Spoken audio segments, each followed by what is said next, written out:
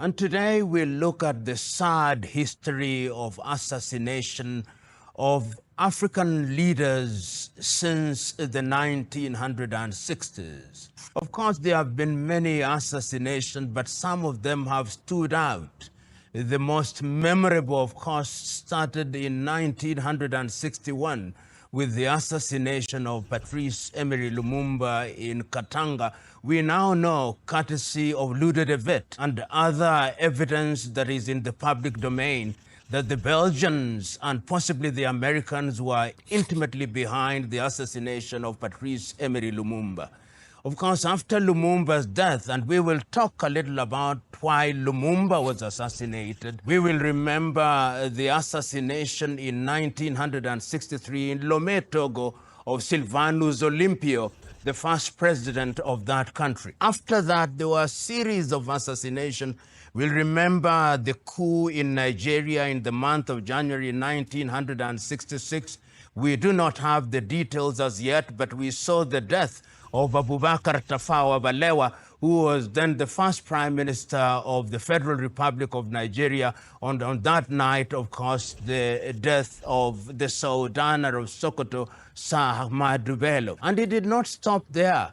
We saw once again in 1969, in the midst of the struggle for the liberation of Mozambique, the death of Eduardo Mondlane in Dar es Salaam, Tanzania, when he received a bomb hidden inside a book, and Eduardo Mondlane's death was as debilitating as it was frustrating. And it did not stop there.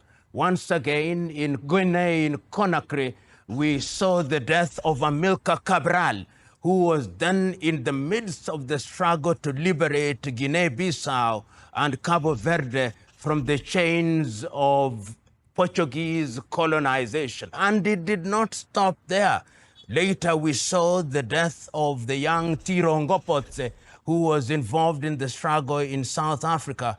And we saw other assassinations. Of course, we are familiar with the death of Samora Moises Machel. The jury is still out of who the prosecutors of his death were, but we know that his plane was brought down.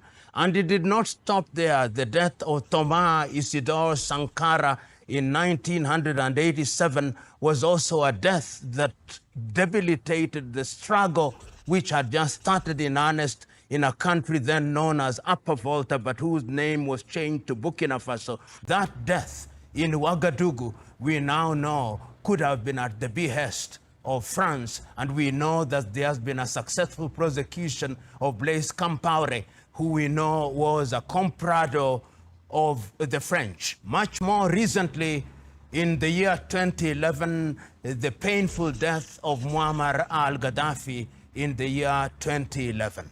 Africa has seen assassinations. Why assassinate them? They are assassinated because at critical times in the life of their countries, they stood out and they were telling the colonizers from the Western world that we were going to ensure that our countries were liberated. Let us start with Patrice Emery Lumumba in 1961. Why was Emery eliminated? Why was Emery eliminated at the behest, as we now know, of Joseph Desire Mobutu, later to become Mobutu Sese Seko? Why was he decimated in the hands of Moise Tshombe in Katanga and his body dissolved in acid? All those who are historians will remember that on the day of independence, Patrice Emery Lumumba was not programmed to speak. The only persons programmed to speak was King Baudouin of the Belgians and Joseph Kasavubu, who was the president. But Patrice rose and spoke and gave a speech that has remained iconic. He told his audience on that day that Congo will never be the same again. He told his audience on that day that Congolese resources will be utilized for the sake of the Congolese. He told his audience that the history of Congo will be written by the Congolese. And a decision was made at that time that Patrice Emery Lumumba must be eliminated. Who are to eliminate him? His own people whom he had brought to the fore. Mobutu Sese Seko was in the forefront. And of course, Joseph Kasavubu was used to dismiss him from the office of Prime Minister. They took Emery Lumumba from Kinshasa and took him to Katanga, and we now know that Moise Tshombe was present when he was being tortured and ultimately assassinated. The reason was because of Congo's resources. Congo is estimated to be one of the richest resource countries in the world, conservatively estimated in the 1990s that our resources would be in the neighborhood of 34.1 trillion United States dollars, and you could not have a Lumumba stand in the way. We now know that even the uranium that was used in the bombs that were dropped on Nagasaki and Hiroshima were from uranium from the Democratic Republic of Congo. You could not have Lumumba, and Lumumba was assassinated. And the spirit of Lumumba has never allowed Congo to be at peace. Lumumba died, and Africa, a piece of her, died with Lumumba. Another death was of a great man, Sylvanus Olympio. Togo had just regained her independence, and Olympio was clear that they were going to use that independence to run away from the choreographed independence without independence that had been deployed at the behest of Charles de Gaulle in 1958. And they used Eyadema, and Eyadema said, I shot him myself. After Olympio was assassinated, the control of Togo continued in earnest. Once again, it was the resources of Togo. So it appears to be that anybody who stands in the way of Western powers and their quest and thirst and appetite for resources must be eliminated, and they eliminated Sylvanus Olympio. The Portuguese have always been interesting. They have always stood in the wave of the struggle for independence and have always been quick to do away with anybody who stands in their path of exploiting their colonies. Mozambique was such a colony. And in the forefront of the struggle for the independence of Mozambique was Eduardo Mondlane. Eduardo Mondlane was at the headquarters of the struggle in Dar es Salaam, Tanzania, and so were the others who are fighting and being trained by the Nyerere administration in Tanzania. And they had discovered a way of eliminating these individuals. They sent a letter bomb in Dar es Salaam in 1969, and Eduardo Mondlane was dead. That delayed the independence, possibly of Mozambique. Ultimately, of course, Mozambique regained her independence under the presidency of Samora Moises Machel. And I remember this speech of Samora Moises Machel. He said, "Never must Africa say that there is one colonizer who is better than the other. All of them are the same. Some kill you smiling, some kill you sneering, but at the end of the day, you are dead."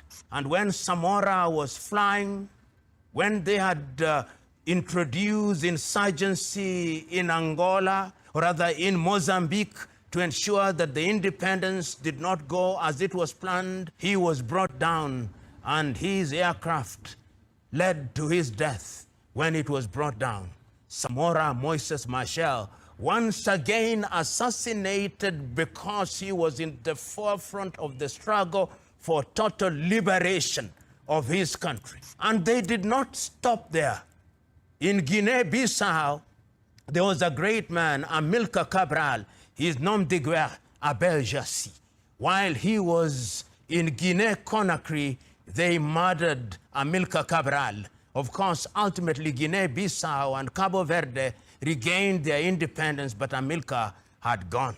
In South Africa, as they struggled against apartheid, they used different means, but immediately after the apartheid regime had been brought to his knees, one of the most iconic and most revolutionary men in South Africa, Chris Hani, was assassinated in 1993 because the white apartheid protectors knew that Chris Hani was a different kettle of fish. The most iconic, of course, was, and I use the word iconic very deliberately, some may say inappropriately, but I use it regardless, Muammar al-Gaddafi.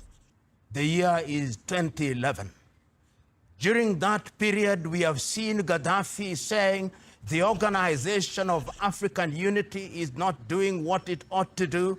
Let us change it to something else. He convened several meetings in Sirte in Libya, and he funds the African Union. He's saying that we must own our hospitality industry. He builds hotels in different parts of Africa. He says that we must control our oil. He builds different petrol outlets in the continent of Africa. He says that Africa must have its currency. He says that Africa must be free, and they say that Gaddafi must die. Recently, the president of Uganda, Yoweri Kaguta Museveni, narrated to the world why and when African leaders were prepared to fly to Libya to mediate, they were stopped by NATO and they were not allowed to go to Tripoli in Libya because NATO had taken the decision that Gaddafi must die. And Gaddafi died, and when Gaddafi died, we now know the state of Libya. We have different governments in Libya, and Libya is not the same again.